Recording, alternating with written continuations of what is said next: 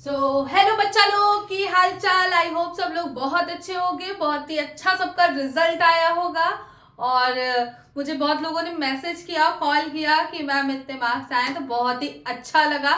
But हाँ, कुछ लोगों से एक्सपेक्टेशन थी कि वो बताएंगे मार्क्स, बहुत लोगों ने नहीं बताया। आप लोग मुझे मैसेज कर सकते हो, बता सकते हैं। और दूसरी चीज है कि जिसके कम आए, देखो कभी कभी क्या होता है, हम लोग उम्मीद जो लगाते उसके अकॉर्डिंग हम लोग शायद कहीं ना कहीं किसी ना किसी तरीके से हार्डवर्क नहीं कर पाते होंगे।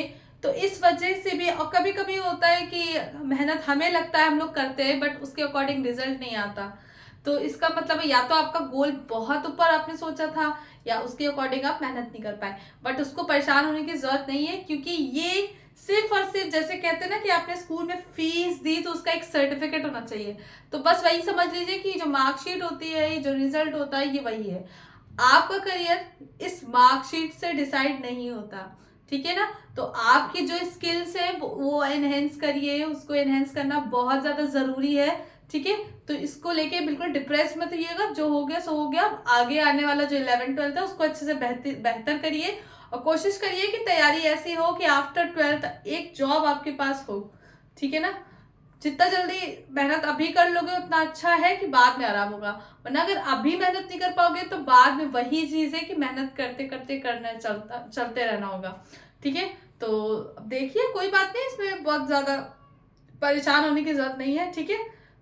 आई होप सबने डिनर वगैरह कर लिया होगा। वैसे तो मेरी वीडियो मॉर्निंग में आएगी क्योंकि मुझे पता है अपलोड होने में टाइम लगता है। मैंने बेसिकली डिनर तो कर लिया है। अब चलिए पढ़ाई की बात करते हैं, ठीक है। ओके, आज हमारा जो है ये चैप्टर नंबर 1 का लेक्चर नंबर 4 है, ठीक है ना, विच इज वेरी इंपॉर्टेंट, क्योंकि यहाँ पर आज एक टर्म हम जो है इंट्रोड्यूस करेंगे, जैसे आपको थंबनेल में दिख रहा है, स्टॉक्यूमेट्री। स्टॉक्यूमेट्री होता क्या है, उससे पहले यहाँ पर हम जरा सा बात करेंगे केमिकल रिएक्शन की। बिल्कुल परेशान होने की जरूरत नहीं है, ये नया टर्म है, बट ऐसा नहीं कि आप इस चीज से अवेयर नहीं है, ठीक है। अब जब मैं बताऊंगी तो आपको सारी चीजें समझ में आ जाएगी। फिर स्टॉकियोमेट्री को पढ़ने के बाद हम लोग मोल कॉन्सेप्ट को पढ़ेंगे, which is very very very important, ठीक है। तो चलिए देखते हैं, लेक्चर नंबर 4 में हम लोग पढ़ेंगे पहले, सबसे पहले केमिकल रिएक्शंस के बारे में। बच्चा आप बताइए, केमिकल रिएक्शंस क्या होती है? You already know chemical reactions क्या होती है। भाई बहुत लोग बताएंगे कि केमिकल रिएक्शन वो होती है जिसमें वन सब्सटेंस जो है कुछ मतलब बॉन्ड तोड़ने के बाद एक नया प्रोडक्ट फॉर्म करता है, या एक सब्सटेंस जो अनदर सब्सटेंस को फॉर्म करता है, इसको ही केमिकल रिएक्शन कहते हैं। या सिंपल से बहुत लोग कह रहे होंगे कि मॉलिक्यूल पार्टिसिपेट करते हैं और वो एटम्स का रीअरेंजमेंट होता है। बेसिकली यहाँ पर क्या है, अगर मैं बात करूं जैसे कि वाटर है, यू ऑलरेडी नो कि वाटर का फॉर्मेशन जो होता है, वाटर हमारा H2O है। अब इसमें कौन कौन सी गैसेस चाहिए होती है? H2 और O2, ठीक है। अब अगर आप इधर देख रहे हैं, ये एरो है, एरो का जो बैक साइड होता है जहां से रिएक्शन स्टार्ट हो रही होती है, इस सब्सटेंस को बोलते हैं हम लोग रिएक्टेंट्स। क्या बोलते हैं? रिएक्टेंट्स। और जो चीज हमें मिलती है, जो प्रोडक्ट, मतलब जो हमें सब्सटेंस फॉर्म होता है, एक्चुअली उसको प्रोडक्ट बोलते हैं। हिंदी में क्या बोलते हैं बच्चे? अभिकारक उत्पाद, ठीक है ना। ओके, अब इसकी आगे की बात करते हैं। अब यहां पर होगा क्या एक्चुअल में? केमिकल रिएक्शन और those reaction in which molecule जो होते हैं पार्टिसिपेट करते हैं, उनके एटम्स जब रीअरेंजमेंट करते हैं, टूटते हैं, नए बनते हैं, रीअरेंजमेंट करते हैं, तब जो प्रोडक्ट फॉर्म होता है, इसी चीज को मतलब रीअरेंज, अगर एटम्स ब्रेक ना होंगे, एटम्स का रीअरेंजमेंट होता है, उसी को ही हम लोग केमिकल रिएक्शन कहते हैं, ठीक है ना। तो सिंपल सी बात अगर करें तो केमिकल रिएक्शन का मतलब है रीअरेंजमेंट ऑफ एटम्स, ठीक है ना। अब इसमें क्या है, ये हाइड्रोजन देख रहे हो, ऑक्सीजन देख रहे हो, मॉलिक्यूल है ना, गैस के मॉलिक्यूल है। अब हाइड्रोजन कैसा होगा? हाइड्रोजन हमारा ऐसा होगा, ठीक। ऑक्सीजन कैसा होगा? ऐसा होगा, ठीक। अब यहाँ पे क्या वाटर फॉर्म होता है, तो वाटर का शेप ऐसा होता है, बेंड शेप होता है, सीधा साधा नहीं होता। क्यों नहीं होता? इस पे भी रीजन है, इसके पास लोन पेयर होता है, वो बाद में बताएंगे, बात की बात है। फिलहाल के लिए यहाँ पे क्या है, ये बॉन्ड टूटेगा, बॉन्ड टूट के यहाँ पे क्या है, एटम्स का रीअरेंजमेंट इधर एक H OH से जुड़ रहा है, तो इस तरह से, या एक H हाँ एक O से 2 H ऐसे, तो ये करके क्या रीअरेंजमेंट होता है, यानी कि आपको मालूम होगा वाटर बनता है H+ और OH- की वजह से, तो इस तरह से क्या वाटर का रीअरेंजमेंट ही तो हो रहा है एटम्स का। सो यही तो चीज है कि एटम्स जो मॉलिक्यूल्स होते हैं उनका जब रीअरेंजमेंट होता है तो जो चीज बनती है प्रोडक्ट में, इन्हीं सारी चीजों को हम लोग क्या कहते हैं, केमिकल रिएक्शंस कहते हैं। Is this clear? So definition यहाँ पे लिख लेते हैं, आप लोग लिखिए, इसको नोट कर लीजिएगा, स्क्रीनशॉट ले लीजिए।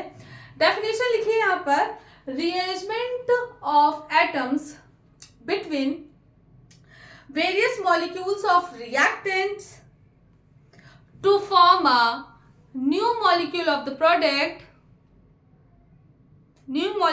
product is called chemical reaction. Is this clear?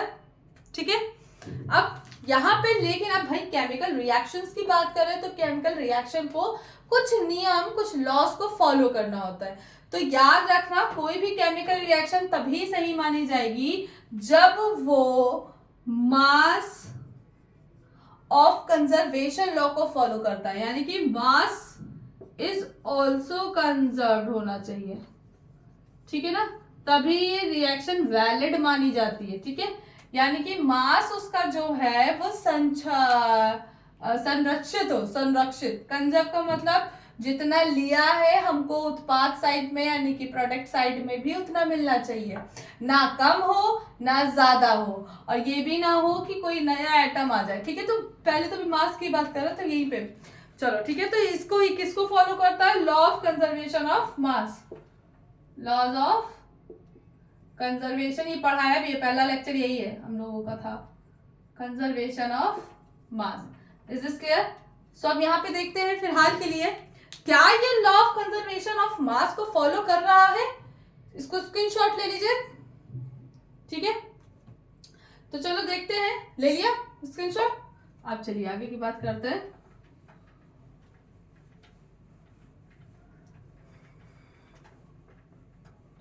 अब देखते हैं यहां पर अगर बेसिकली देखिए तो हाइड्रोजन के कितने एटम्स हैं, अगर यहाँ पे देखें तो हाइड्रोजन के 2 एटम्स दिख रहे हैं, ठीक, ऑक्सीजन के 2 एटम्स हैं।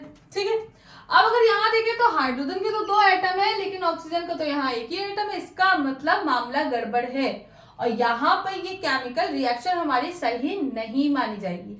तो बच्चा इसी चीज को याद रखना कि लॉ ऑफ कंजर्वेशन ऑफ मास को फॉलो करवाने के लिए ही हम लोग क्या यूज करते हैं, केमिकल रिएक्शन को बैलेंस करते हैं। इसका मतलब यहाँ पर कि रिएक्टेंट साइड में जितने नंबर ऑफ एटम्स होंगे या मॉलिक्यूल्स होंगे, हमें प्रोडक्ट साइड में भी उतने नंबर ऑफ एटम मॉलिक्यूल्स को हमें लेना है, अदरवाइज ये रिएक्शन वैलिड नहीं मानी जाएगी, इसको गलत माना जाएगा। बात समझे? तो इसी वजह से हम किसी भी केमिकल रिएक्शन को बैलेंस करते हैं। ठीक है, चलिए अब यहाँ की बात करते हैं। ठीक है, क्लियर हो गया सबको? अब ये कैसे बैलेंस होगी, तो याद रखिए जैसे ही हमने इसको बैलेंस किया, जैसे H2 है, O2 है, H2O है, ठीक है, देखते हैं क्या बैलेंस करने पर ये लॉ ऑफ कंजर्वेशन ऑफ मास को फॉलो करता है कि नहीं। तो चलिए देखते हैं। हाइड्रोजन के 2 मॉलिक्यूल है, इधर भी 2 है, ओके। ऑक्सीजन का 2 मॉलिक्यूल है, ऑक्सीजन का 1 है, तो क्या हम 2 के नंबर से मल्टीप्लाई कर दे तो ऑक्सीजन के नंबर 2 हो जाएंगे? बिल्कुल, 2 ऑक्सीजन हो गए। लेकिन बात अब गड़बड़ हो गई कि हाइड्रोजन के 2 2s 4 हो गए। ये ओवरऑल मॉलिक्यूल्स को, जो आगे का नंबर होता है, ये ओवरऑल मॉलिक्यूल्स को प्रेजेंट करता है, यानी कि H2O के 2 मॉलिक्यूल फॉर्म हुए। ठीक है, तो ऑक्सीजन 2 हुए, हाइड्रोजन 2 2s 4, तो यहाँ पर क्या है, आगे 2 लगा देंगे। ठीक है, सो अब देखते हैं कि क्या ये लॉ ऑफ कंजर्वेशन ऑफ मास को फॉलो कर रहा है। तो हाइड्रोजन के कितने मॉलिक्यूल हैं बताइए? 4, ठीक, ऑक्सीजन के 2, हाइड्रोजन के 4, ऑक्सीजन के 2, बिल्कुल फॉलो कर रहा है, यानी कि ये वैलिड है, करेक्ट है। Is this clear? ठीक है, तो when we balancing any chemical reaction it follows laws of conservation of mass, तो इस चीज को आप लोग लिख लीजिएगा। ठीक है ना, अब बात यहाँ करते हैं कि बात जब बैलेंसिंग की हुई है, तो जब हमने बात की यहाँ पर हमने क्या किया कि रिएक्शन को बैलेंसिंग किया, तो इससे एक नया टर्म स्टार्ट हो जाएगा जिसको हम लोग बोलते हैं स्टोकियोमेट्री। ठीक है ना, जिसको हम लोग क्या बोलते हैं, स्टोकियोमेट्री। ठीक है। स्टोइकियोमेट्री क्या होता है, एक नया टर्म है, इसको एक बार मैं देख लूं तुम लोगों को नीचे दिख भी रहा है, हाँ चलो ठीक है, दिख रहा है। सो इस टर्म को क्या बोलते हैं, स्टोइकियोमेट्री। स्टोइकियोमेट्री का मतलब अब यहाँ पे देखिए बेसिकली क्या है, जब भी हम किसी रिएक्शन को बैलेंस करते हैं तो एक नया टर्म इंट्रोड्यूस किया गया, स्टोइकियोमेट्री। अब स्टोइकियोमेट्री होता क्या है, तो चलिए इसको देखते हैं। इससे पहले आप लोग एक बार इसको स्क्रीनशॉट ले लीजिए जितने लोग नोट नहीं कर पाए।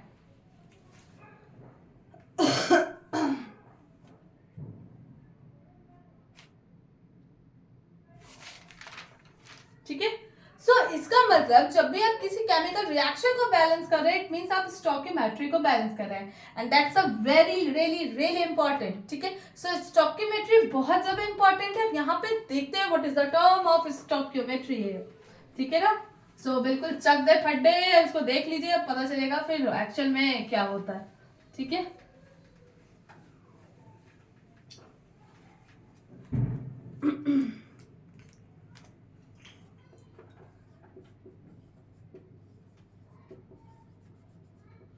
स्टोइकियोमेट्री, ठीक है ना। अब स्टोइकियोमेट्री क्या होता है, तो you have to write it. It is the study of chemical reaction calculate related to it. It is the study of chemical reaction and calculation related to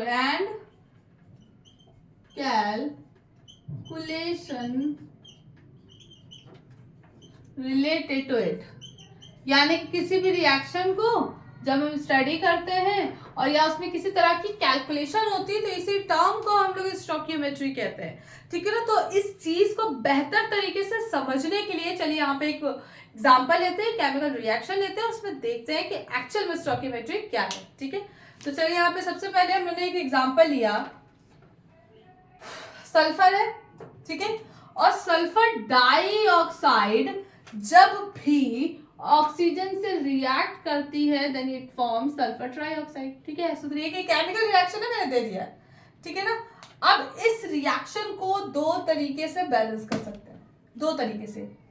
अब पहला तरीका आपका देखते हैं क्या है, जो लोग अभी हैं मेरे साथ वो देखिए क्या करेंगे इसमें बैलेंस। ठीक है। अब पहला मेथड जो है, मेथड नंबर 1 क्या है, आप लोग क्या अप्लाई कर रहे होंगे, दिमाग लगा रहे होंगे, तो मैं बताती हूँ। मेथड 1 जो होगा उसमें आप लोग क्या कर रहे होंगे, SO2 लिख रहे होंगे, हाफ O2 लगा रहे होंगे और SO3 हो गया।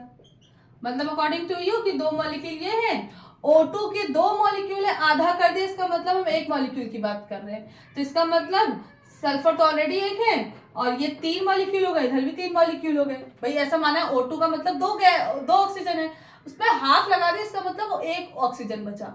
तो इस तरह से। अच्छा, ये हम लोग सीधे सीधे बोल सकते हैं कि ये जो है फंडामेंटली तो रॉन्ग है, मतलब फंडामेंटली तो करेक्ट है। ठीक है। फंडामेंटली तो करेक्ट मान रहे हैं, लेकिन अगर इसको या मैथमेटिकली अगर इसको देखा जाए तो मैथमेटिकली ये करेक्ट है, बट अगर इसको हम प्रैक्टिकली देखें या फंडामेंटली केमिकल रिएक्शन के फेस पे देखें तो ये गलत माना जाएगा। क्योंकि क्या एग्जैक्टली अगर ऑक्सीजन दो, मतलब ऑक्सीजन है, तो क्या ऑक्सीजन का कोई आधा मॉलिक्यूल हो सकता है, मतलब किसी भी मॉलिक्यूल को हम आधा कर सकते हैं?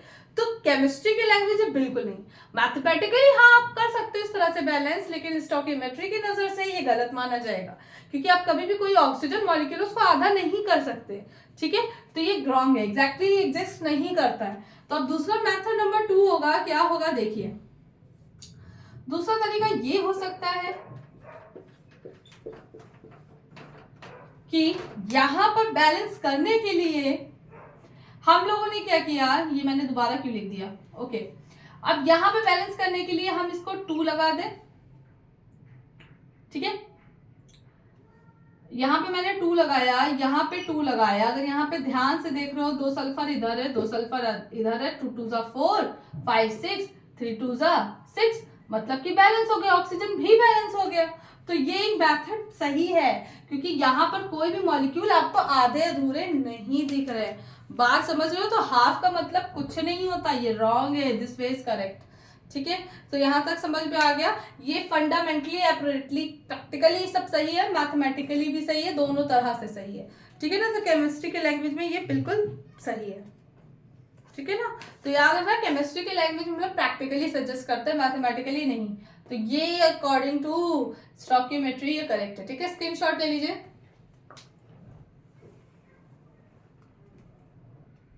ठीक है, अब इसी रिएक्शन में हम लोग कुछ चीजें समझेंगे। ठीक है, तो इसको मैं रब कर दूं।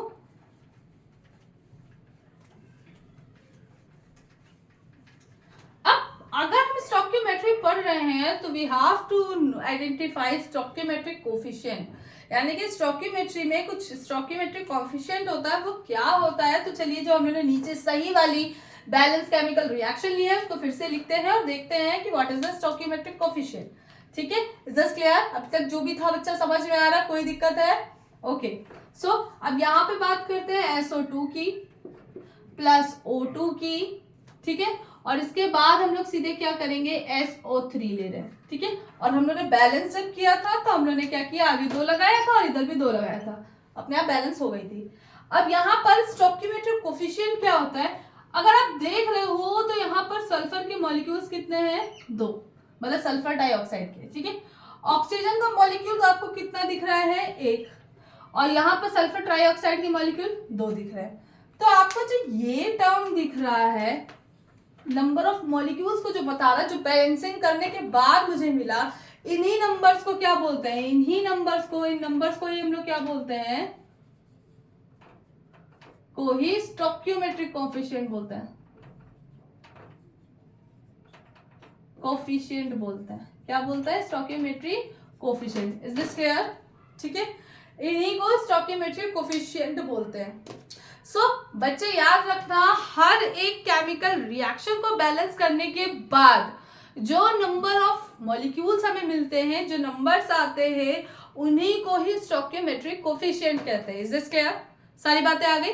यानी कि आप कोई भी रिएक्शन हो जिसको जब भी हम बैलेंस करते हैं तो उसको बैलेंस करने के दौरान जो हमें मॉलिक्यूल्स मिलते हैं, जो नंबर्स आते हैं, नए जो भी नंबर्स आते हैं, उन्हीं को हम लोग क्या कहते हैं, स्टोइकियोमेट्रिक कोफिशिएंट कहते हैं। इस बात को बिल्कुल ध्यान से सुनो नहीं, इसको लिख भी लो, क्योंकि आप कंप्यूटर नहीं हो, आपके दिमाग में जो भी आया वो कभी ना कभी किसी ना किसी तरीके से आप भूल जाओगे। तो जो भी बातें इंपॉर्टेंट लगा करें उसको बिल्कुल नोट करिए, ये हैबिट डाल लीजिए। ठीक है ना, अब बेसिकली क्योंकि अब आप 11th में आ गए हो तो बहुत सारे टर्म्स ऐसे होंगे जब टीचर आपको पढ़ाएगा तो वो मे भी उसने बोल दिया कुछ, तो आप अपने आप को इतना हैबिचुअल बनाओ, तो आपकी आदत ये हो जानी चाहिए कि जो भी टीचर ने बोला, मे बी अगर जो इंपॉर्टेंट है उसको आप नोट बना के लिख लें। ठीक है ना, तो उस पर आप जब भी कभी कॉपी पलटोगे आपकी आंखों में मतलब वो नजरें जाएंगी बार बार, तो वो चीजें ऑलरेडी मेमोराइज हो जाती हैं। ठीक है, अब यहाँ पे बात करते हैं, इसी एग्जाम्पल को लेते हुए इसका स्क्रीनशॉट ले लीजिए। ठीक है, अब यहां पर ये देखते हैं कि क्या ये chemical reaction law of conservation of मास को फॉलो करता है। तो अगर इस तरह से देखेंगे तो बहुत ध्यान से देखो, 2 मॉलिक्यूल यहां पे है। ठीक है, 2 मॉलिक्यूल यहां पे है, यानी कि कुल मिला के बोला जाए तो सल्फर के 2 मॉलिक्यूल हैं। ठीक है ना, इस तरह से। अब यहाँ पे देखोगे तो जैसे मैंने क्वेश्चन दिया कि यहाँ पे अगर बहुत ध्यान से देख लो तो 2 ग्राम सल्फर है, 1 ग्राम इधर है, और यहाँ पे 2 ग्राम क्या है, सल्फर ट्राइऑक्साइड। तो कुल मिला के अगर देख रहे हो, जो आगे वाले नंबर है, तो ये अगर देखोगे तो यहाँ पे लॉ ऑफ कंजर्वेशन ऑफ मास को फॉलो नहीं कर रहा है। तो ये वॉल्यूशन ऑफ कंजर्वेशन ऑफ मास होता है। ये क्या आ रहा है, वॉल्यूशन ऑफ कंजर्वेशन ऑफ मास। तो स्टोइकियोमेट्री ये कहती है कि आप इसको इस तरह से ना देखें, एक्चुअल में ये नंबर ऑफ मॉलिक्यूल्स को प्रेजेंट कर रहा है। आपको ये मास नहीं बता रहा, आपको ये बता रहा है कि सल्फर ट्राइऑक्साइड बनाने के लिए आपको 2 नंबर मॉलिक्यूल आपको सल्फर डाइऑक्साइड के लेने पड़ेंगे और 1 मॉलिक्यूल आपको ऑक्सीजन का लेना पड़ेगा, तब आपको 2 मॉलिक्यूल ऑफ सल्फर ट्राइऑक्साइड के मिलेंगे। इस तरह से ये नंबर ऑफ मॉलिक्यूल को प्रेजेंट करता है। ठीक है ना, सो ये किसको प्रेजेंट करता है, it represent number of molecule. Is this clear? बात समझ में आई? ठीक है, तो अकॉर्डिंग टू स्टोइकियोमेट्री ये वॉल्यूशन ऑफ कंजर्वेशन ऑफ मास है, ये नहीं बताएगा इस तरह से, ये बोलता है कि आपको अगर सल्फर ट्राइऑक्साइड बनाना है तो इसके लिए आपको 2 सल्फर डाइऑक्साइड और 1 मॉलिक्यूल ऑफ ऑक्सीजन का लेना पड़ेगा, तब आपको 2 मॉलिक्यूल क्या होगा सल्फर ट्राइऑक्साइड के मिलेंगे। तो ये नंबर ऑफ मॉलिक्यूल्स को बताता है। ठीक है, क्लियर? ठीक है, चलिए तो अब हमने स्टार्टिंग में जो हमने एक वाटर लिया था, उसको वाटर को लेके यहाँ पे कुछ चीजें समझते हैं। 1 मिनट, गर्मी लग रही है बहुत।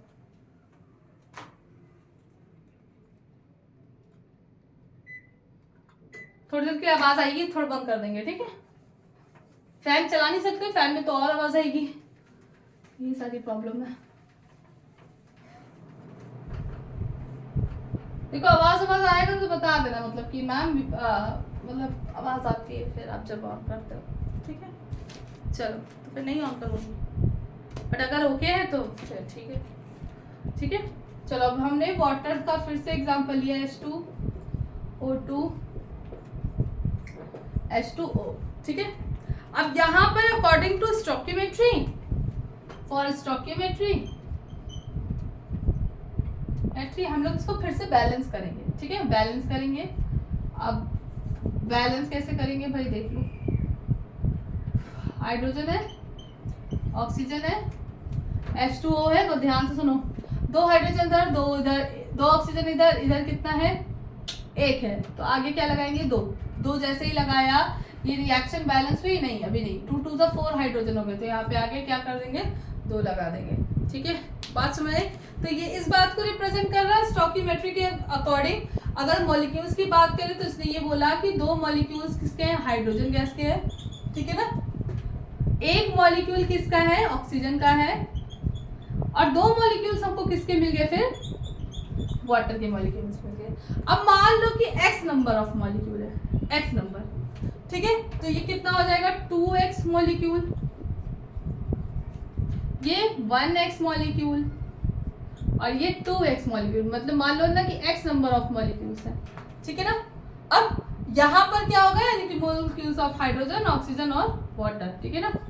अब यहाँ पर अगर मैं बात करूं कि क्वेश्चन ऐसा दिया है, आपसे बोला कि इतने Na मॉलिक्यूल्स हैं इसमें, तो कैसे होगा, Na का मतलब समझ रहे हो, Na क्या था, लास्ट लेक्चर में ही बताया गया था, Na मतलब ये एवोगैड्रो नंबर है, तो एवोगैड्रो नंबर तो हो सकता है ना, कोई जरूरी नहीं, तो उन्होंने क्वेश्चन मान लो ऐसे दे दिया कि 2 एवोगैड्रो नंबर, इस तरह से बता सकते हैं। यहाँ 1 एवोगैड्रो नंबर क्या है, इसके मॉलिक्यूल्स हैं, ठीक है ना, किसके मॉलिक्यूल्स ऑफ, इसके मॉलिक्यूल्स हैं, और इसके क्या है 2 एवोगैड्रो नंबर वाटर के मॉलिक्यूल्स हैं, ठीक है। अब तुमसे अगर ये पूछा गया कि find the number of moles, पूछा कि भाई आपको n बताना, तो क्या बता नहीं पाओगे, n का फॉर्मूला आपको मालूम होता है, n is equals to quantity of upon Avogadro number, ठीक है। और आपको एवोगैड्रो नंबर इस तरह से दिया है, तो आपको n की वैल्यू क्या मिलेगी, ध्यान से देखो, 2Na अपॉन Na। भाई ये क्वेश्चन है, ये दिया एवोगैड्रो नंबर, और n से मल्टीप्लाई हुआ तो कितने नंबर ऑफ मोल्स मिले, 2 मोल्स, 1 मोल्स, और ये 2 मोल। ये बहुत इंपॉर्टेंट है, मोल्स कॉन्सेप्ट बहुत इंपॉर्टेंट है। तो इस तरह से मोल्स हमें क्या है आइडेंटिफाई करने को मिल जाता है, लास्ट क्लास में फॉर्मूले बताए थे ना, ठीक है। आगे बढ़े, अब अगर इसका मास निकालना हो तो मास निकालने के लिए क्या करते हैं, आपको फॉर्मूला भी बताया था, अगर W निकालना है, वेट निकालना है, इसका मान लो वेट निकालना है, तो क्या होगा N is equals to molecular mass, ठीक है। अब इस नंबर ऑफ मोल से हमें नंबर ऑफ मोल मिला है, मॉलिक्यूलर मास हम जानते ही हैं, तो क्या हम इसका वेट नहीं निकाल पाएंगे, बताइए, इसका क्या वेट हम लोग नहीं निकाल पाएंगे, हाँ। तो चलिए फिर आगे देखते हैं इसका क्या होगा, नोट कर लीजिए। खाना खाने के बाद पढ़ाना बड़ा आलस वाला काम है चलिए, ठीक है, समझ में आ गया, कोई दिक्कत है भाई, तुम गिरना नहीं, ठीक, समझ में आ गया। अब आगे बढ़े, ठीक है, चलो इसी के नीचे ही बता रहे, इतना नोट कर लेना, इसी के नीचे फिर और करना है, कहानी करनी है। अब इसी में क्या, अगर तुमसे पूछा गया कि जैसे मतलब एक क्वेश्चन है, इसमें मॉलिक्यूल्स कितने दिख रहे हैं, मॉलिक्यूल्स कितने हैं, मॉलिक्यूलर मास, मॉलिक्यूल्स कितने दिख रहे हैं, 2 मोल, ठीक है। हमें मालूम है ना वेट निकालना है, तो हम क्या करेंगे n इंटू मॉलिकुलर मास, ठीक है। इसमें क्या 1 मोल है, इसमें क्या निकला हमारा 2 मोल, ये पता चल गया, ठीक। अब अगर इसके मास की बात करें तो मास कितना है भाई बताओ, जल्दी जल्दी जल्दी जल्दी। हाइड्रोजन का कितना होगा बताओ, 2, 2 2 जा 4, भाई आगे वाला मल्टीप्लाई होगा।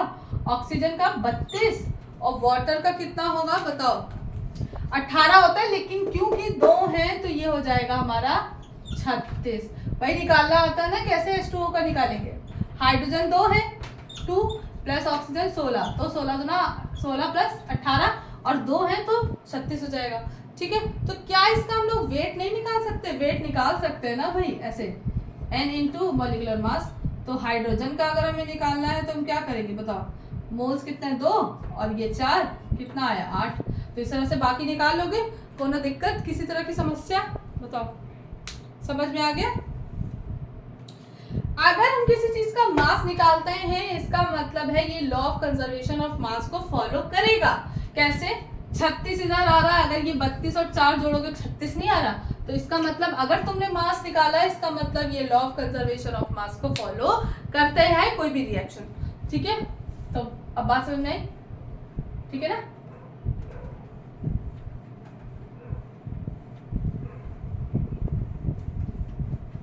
तो इस चीज पे लिख लेना, अगर किसी केमिकल रिएक्शन का मास निकालते हैं, इसका मतलब वो लॉ ऑफ कंजर्वेशन ऑफ मास को फॉलो करती है, ठीक है ना। और कल की वीडियो में हम इसके क्या करेंगे, न्यूमेरिकल्स को करेंगे, ठीक है ना। तो अभी चलिए mole concept for the chemical reactions की बात करते हैं।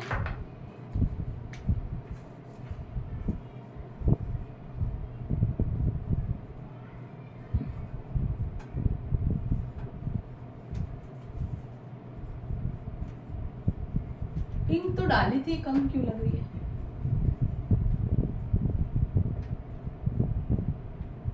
और मेरे साथ साथ तैयारी करते चलिए, ठीक है। अब देखिए यहाँ पे वही रिएक्शन है, अब इसमें कुछ समझेंगे मोल कॉन्सेप्ट को, फिर आपको बताती हूँ एक्चुअल में ये क्यों दिया है, ठीक है ना। यही समझ लो, तो इसी को समझते हुए चलेंगे तो ज्यादा बेहतर होगा, ठीक। अब देखिए यहाँ पे क्या है, अगर रेशियो आपको मालूम है तो ये क्या है 2:1 2:2। अब यहाँ पे क्या है, या इसको रेशियो नहीं देंगे तो एरो पे है। अब इसमें ये स्टोइकियोमेट्रिक कोफिशिएंट है, हम ऐसे लिख सकते हैं ना, बार बार स्टोइकियोमेट्रिक क्या बार बार लिखे। अब अगर इसमें मोल की बात करें तो क्या है भाई, जल्दी से बताओ, हाइड्रोजन के मोल कितने हैं 2, ऑक्सीजन के मोल कितने हैं 1, और इधर वाटर के मॉलिक्यूल कितने हैं 2, ठीक है। सो याद रखिएगा, यहाँ पे एक फॉर्मूला मैं बता रही हूँ, एक रेशियो होता है, याद रखिएगा कि नंबर ऑफ मोल्स और स्टोइकियोमेट्रिक कोफिशिएंट जब हम निकालेंगे उसी चीज का, ठीक है। याद रखिएगा इन दोनों का रेशियो हमेशा बराबर होता है, ठीक है ना। अब इसको करके देखेंगे भी तो पता चल जाएगा। Stoichiometric coefficient of O2 is equals to stoichiometric coefficient number of moles of water upon stoichiometric coefficient of water. अब देखिए इन सबका रेशियो हमेशा बराबर आता है, ठीक है ना। तो मोल कॉन्सेप्ट ये कहता है कि ये जो रेशियो है N/SC ये ऑलवेज इक्वल होता है, इनका रेशियो क्या है, ऑलवेज हैव इक्वल रेशियो, ठीक है ना। बात समझ में आई, ठीक है। सो अब इसको करके देखते हैं। NH2 मोल्स तो हमें अभी नहीं मालूम, स्टोइकियोमेट्रिक कोफिशिएंट कितना है 2, ठीक है। अब यहाँ पे अगर देखोगे NO2 स्टोइकियोमेट्रिक कोफिशिएंट 1 है। बात समझ में आई, ठीक है। तो इस तरह से क्या हम लोग निकाल सकते हैं, तो कोई दिक्कत है, ठीक है ना। सो NH2 और NO2, अगर इन दोनों को देखेंगे NH2 अपॉन नीचे आ जाएगा NO2 इज इक्वल्स टू 2/1, ये रेशियो आएगा, ठीक है ना। आगे बढ़े, अब हम बात करते हैं मोल कॉन्सेप्ट की, नोट कर लीजिएगा इसको।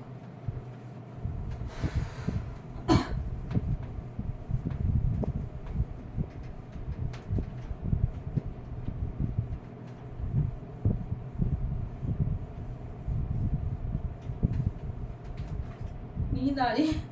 चलिए अच्छा, मोल कॉन्सेप्ट की बात करते हैं, ठीक है। मोल कॉन्सेप्ट, अब देखिए मोल कॉन्सेप्ट जो होता है, जैसे कि मोल कॉन्सेप्ट में अगर मैं बात करूं तो ये ए है, कोई केमिकल रिएक्शन है, ठीक है ना, और सी और सी, ठीक है ना। अब अगर यहाँ पे ये आगे वाले को देख रहे हो तो ये क्या है, स्टोइकियोमेट्रिक कोफिशिएंट है। ये क्या है, स्टोइकियोमेट्रिक कोफिशिएंट है। और अगर आप ये कैपिटल ए एंड बी क्या है, ये हमारे रिएक्टेंट है, या इस तरह से लिखो, ये क्या है, रिएक्टेंट है, ठीक है ना। और ये हमारा सी क्या है, सी हमारा प्रोडक्ट है, ठीक है ना। बात समझ, मैं देख लूं वीडियो हटी तो नहीं है, चलिए ठीक है। सो अब क्या है, बेसिकली यहाँ पे सी क्या है, हमारा प्रोडक्ट है। तो अब यहाँ पे अगर देखेंगे तो number of moles of a upon क्या होगा, ए स्टोइकियोमेट्रिक कोफिशिएंट ये है, number of molecules of b reactant upon में small b, number of product of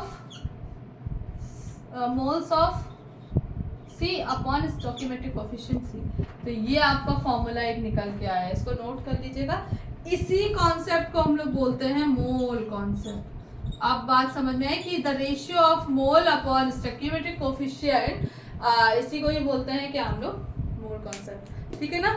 याद रखिएगा ये जो रेशियो है ये हर टाइप की केमिकल रिएक्शन के लिए वैलिड है, बस एक एक्सेप्शन है जो कि हमारा न्यूक्लियर रिएक्शन है। सो यहाँ पे लिख सकते हैं it valids in all type of chemical reaction except nuclear reaction. Nuclear reaction में नहीं ये फॉलो कर पाता है क्योंकि उसमें तो हाई रेडिएशन होता है, बहुत सारी चीजें होती हैं, तो वो बिल्कुल अलग ही एजेंडा है, इसकी बात तो बात नहीं करेंगे। नोट कर लीजिए, स्क्रीनशॉट ले लीजिए, ये देखिए मैं हट जा रही हूँ, ठीक है। अब आगे बढ़े,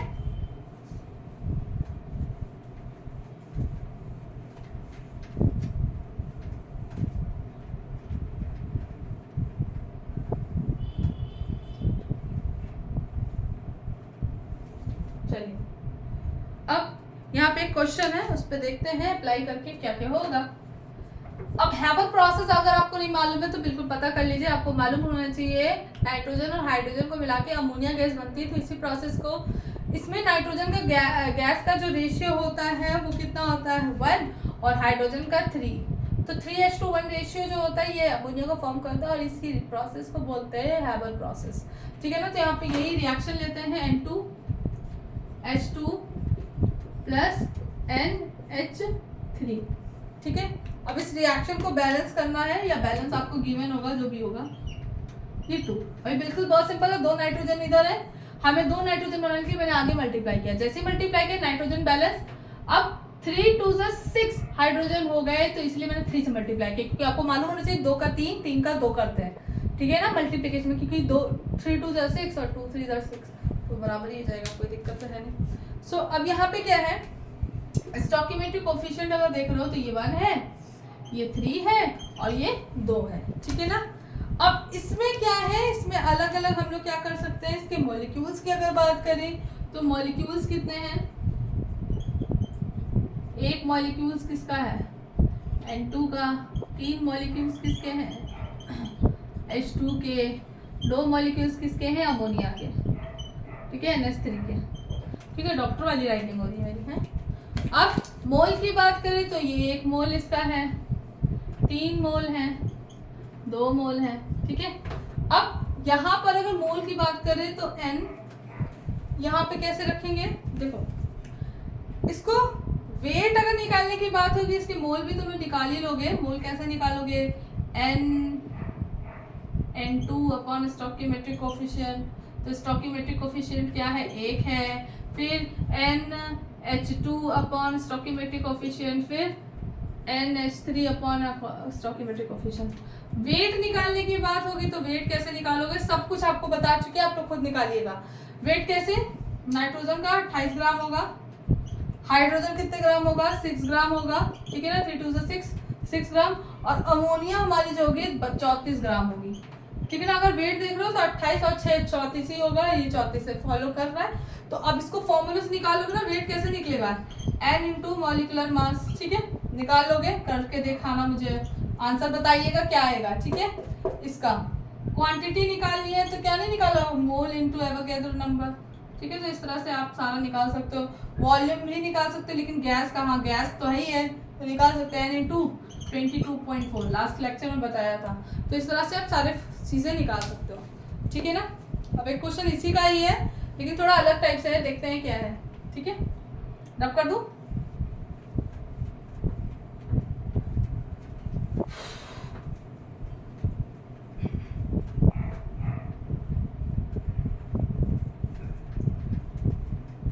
अब देखिए क्वेश्चन है कि इफ रिएक्शन दे, इफ 14 ग्राम ऑफ नाइट्रोजन, इन्होंने बोल दिया कि 14 gram of nitrogen reacted with hydrogen, reacted with hydrogen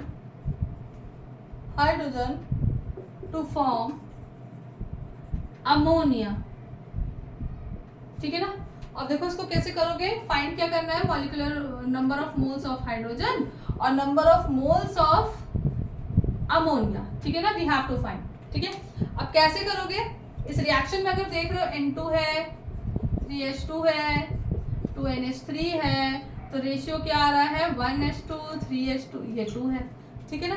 अब इसको कैसे करोगे, देखो हम लोग ऑलरेडी जानते हैं कि कोफिशिएंट कैसे निकालना होगा, तो हम लोग कैसे करेंगे, देखो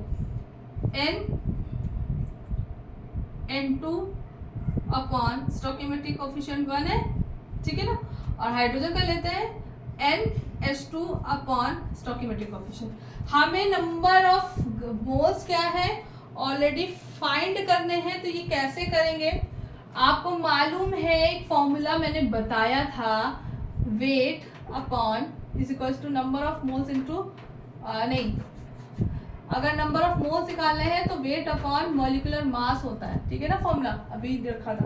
तो नंबर ऑफ मोल्स नाइट्रोजन की निकालने, वेट ऑलरेडी गिवन है, मास भी हम लोग जानते ही हैं। सो कैसे होगा, देखो वेट इन्होंने बोला 14 ग्राम है। ठीक, मॉलिक्यूलर मास कितना होता है, अभी थोड़ी देर पहले ही बताया था, मॉलिक्यूलर मास 28 होता है। अब ये कितना आया, हमें रेशियो मिल गया 1/2, तो N/N2 कितना है, 1/2। बताइए, यहाँ तक बात समझ में आ गई। अब इसको क्या इस रिलेशन में नहीं डाल सकते, बिल्कुल डाल सकते हैं। 1/2 इज इक्वल टू NH2, 1 इसका तो कोई वैल्यू नहीं है, 3। तो ये रेशियो क्या आ गया, NH2 की वैल्यू क्या आ गई भाई, ये ऊपर जाएगा 3/2। बात समझ में आ गई। तो ये हमें मिल गया, NH2 मिल गया 3/2। अब क्या अमोनिया का नहीं निकाल पाएंगे, बताओ, अमोनिया का नहीं निकाल पाएंगे, अमोनिया का भी तो निकाल सकते हैं, सारे तो एक दूसरे के बराबर होते हैं। तो जैसे यहाँ पे हमने रख दिया NH2/3 is equal to NH3 upon कितना कोफिशिएंट है, 2। ठीक है, अब NH2 कितना आया, 3/2/3 इज इक्वल टू NH3/2। अब ये क्या होगा, स्वैप होगा, 3/2 इज इक्वल टू 1/3 NH2, और ये भी क्या होगा, ऊपर आएगा, ये देखो 2 ऊपर आ जाएगा, ये ऊपर चला गया, ये कटा, ये कटा, ये कटा, ये क्या आएगा, NH3, ये NH3 कितना आएगा, 1। तो बताइए, इस तरह से निकाल नहीं लेंगे, कोई दिक्कत है, कोई समस्या है, कर लेंगे ना। ठीक है, क्लियर, तो कर लेंगे। सो अब हम लोग इसके नेक्स्ट न्यूमेरिकल जो है नेक्स्ट लेक्चर पर डिस्कस करेंगे। उससे पहले आप लोग कर लीजिए, तो कल वो वीडियो आएगी, उससे पहले आप ये प्रिपेयर कर लीजिए, क्योंकि ये ज़्यादा आपके लिए बेटर है कि आप इसको अच्छे से तैयार कर लेंगे, तभी आप उसके न्यूमेरिकल कर पाएंगे, विच इज़ वेरी इंपॉर्टेंट ना। तो ऑल द बेस्ट, और कल हम लोग मिलते हैं फिर नए लेक्चर के साथ। तब तक के लिए good night, take care, bye bye.